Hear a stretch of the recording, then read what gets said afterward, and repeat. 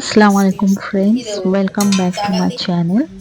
আজ আমি প্রত্যেক বাঙালির প্রিয় একটা রেসিপি কাতলা মাছের কালিয়া রান্না করে আজ আমি দেখাবো। অনেকেই ভাবেন যে কাতলা মাছের কালিয়া অনুষ্ঠান বাড়ির মতন ঠিক হয় না। তো আজ আমি আপনাদেরকে এই ভিডিওর মাধ্যমে দেখাবো কিভাবে অনুষ্ঠান বাড়ির কাতলা মাছের কালিয়া রান্না হয়। তো তার আগে আমি বলে দিই, আমার চ্যানেলটাকে সাবস্ক্রাইব করার অনুরোধ রইল। যারা এখনও সাবস্ক্রাইব করেননি তারা প্লিজ চ্যানেলটাকে সাবস্ক্রাইব করে পাশে থাকুন। তো কাতলা মাছের কালিয়ার জন্য আমি 700 গ্রাম কাতলা মাছ নিয়ে নিয়েছি। সেটাকে আমি এখন নুন, হলুদ আর তেল দিয়ে ম্যারিনেট করে নেব ভালো করে। 8 চা চামচ পরিমাণ নুন, 8 চা চামচ পরিমাণ হলুদ, আর আমি সামান্য সর্ষের তেল, হ্যাঁ আমি একটু গুঁড়ো লঙ্কাও দিয়েছি ম্যারিনেশনে, আর আমি 1 চামচ পরিমাণ সর্ষের তেল দিয়ে এবার আমি ভালো করে হাত দিয়ে মাছগুলোকে মশলার সঙ্গে মাখিয়ে নেব। খুব ভালো করে আমি হাত দিয়ে মাছগুলোকে ভালো করে মশলার সঙ্গে মাখিয়ে নেব। এবার 10 মিনিট আমি এভাবে রেখে দেব।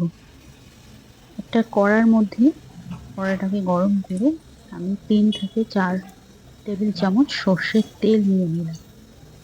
তেলটাকে আমি ভালো করে গরম করে নিই,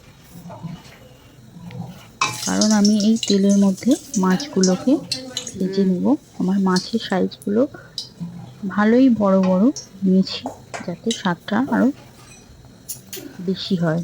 তো আমি এর মধ্যে দেখতে পাচ্ছেন আমার পুরো কমপ্লিট হয়ে গেছে গরম তেল। আমি এর মধ্যে একে একে মাছগুলোকে ভালো করে লাল লাল করে ভেজে নেব। তো এইভাবে মাছগুলোকে আমি উল্টে পাল্টে ভালো করে ভেজে নিচ্ছি। একে একে সব মাছগুলো এভাবেই আমি কড়াইয়ের মধ্যে ভেজে নেব। তো এইভাবে একবার রান্না করে দেখবেন কাতলা মাছের কালিয়া, একেবারে অনুষ্ঠান বাড়ির মতো স্বাদ লাগবে। তো আমার মাছগুলো সব ভাজা কমপ্লিট হয়ে গিয়েছে, দেখতে পাচ্ছেন আমার সব মাছ ভাজা হয়ে গেছে। এবার আমি ফোড়ন দিচ্ছি, 2টো তেজপাতা, 2টো শুকনো লঙ্কা আর 4টে এলাচ। আমি ওই গরম তেলের মধ্যে আর একটা দালচিনি, গরম তেলের মধ্যে আমি এগুলোকে হালকা ভেজে নিচ্ছি। এরপর আমি এর মধ্যে দিয়ে দেব 2টো পেঁয়াজ কুচি, 2টো মিডিয়াম সাইজের পেঁয়াজ কুচি আমি দিয়ে দিয়েছি। এবারে পেঁয়াজটাকে নরম করে ভেজে নেব।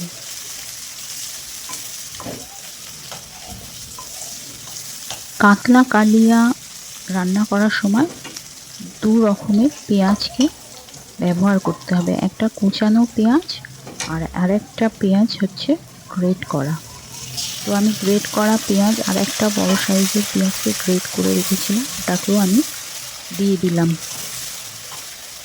তো এটাকেও আমি ভালো করে নাড়াচাড়া করে নেব। এইভাবে এই বাটা পেঁয়াজটা দেওয়ার কারণে গ্রেভির টেক্সচারটাও ভালো হবে। তো আমি 2 চামচ পরিমাণ পরে আদা বাটা দিয়ে দিলাম। এটাকে দিয়েও আমি ভালো করে নাড়াচাড়া করে নেব। আমার আঁচটা মিডিয়াম রেখেছি যাতে না মশলাগুলো পুড়ে যায়, সেই জন্য আমার গ্যাসের ফ্লেমটা মিডিয়াম করা আছে। তারপর আমি এর মধ্যে দিয়ে দিলাম পাতলা করে গ্রেট করা একটা টমেটো বাটা। এটাকেও আমি ভালো করে একসাথে মিক্সড করে নেব আর ভালো করে নাড়াচাড়া করে নিচ্ছি। এভাবে আমি মশলাগুলোকে ভালো করে কষিয়ে নেব। তারপরে আমি এর মধ্যে একে একে সব মশলাগুলো দেব। 8 চামচ পরিমাণ হলুদ গুঁড়ো, 8 চামচ পরিমাণ শুকনো লঙ্কা গুঁড়ো, 8 চামচ পরিমাণ জিরে গুঁড়ো, আর একটু সামান্য পানি দিলাম যাতে না মশলাটা ধরে যায় তলা থেকে। তারপর আমি এটাকে ভালো করে কষিয়ে নেব।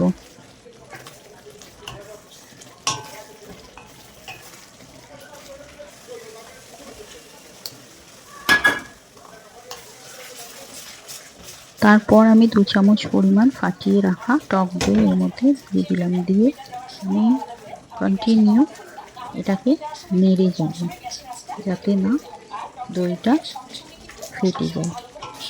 তো আমি এইভাবে নেড়ে চেড়ে নিচ্ছি ভালো করে। সব মশলা মিশ্রণগুলোকে আমি কষিয়ে নিচ্ছি। আর 8 চামচ পরিমাণ নুন দিলাম, আর 1 চামচ পরিমাণ এর মধ্যে চিনি দিলাম। চিনিটা দিলে টেস্টটা আরও অনেক ভালো আসে। তো আমি বাটি ধুয়ে সামান্য পরিমাণ এর মধ্যে পানি অ্যাড করলাম যাতে না এই কষানো মশলাগুলো তলা থেকে ধরে যায়। তো এইভাবে 2 থেকে 3 মিনিট ধরে আমি ভালো করে কষিয়ে নিচ্ছি মিডিয়াম ফ্লেমে। তো আমার গ্রেভির স্ট্রাকচারটা দেখতে পাচ্ছেন অনেকটাই গাঢ় হয়েছে। কাতলা মাছের কালিয়াতে একদম পাতলা ঝোল হবে না, একটু গ্রেভি গ্রেভি থাকবে। এই যে আমার এই পর্যায়ে এসেছে গ্রেভিটা। এবার আমি 1 বাটি পরিমাণ পানি দিয়ে দিলাম। পানি দিয়ে এবার আমি গ্রেভিটাকে ভালো করে হাই ফ্লেমে ফুটিয়ে নেব।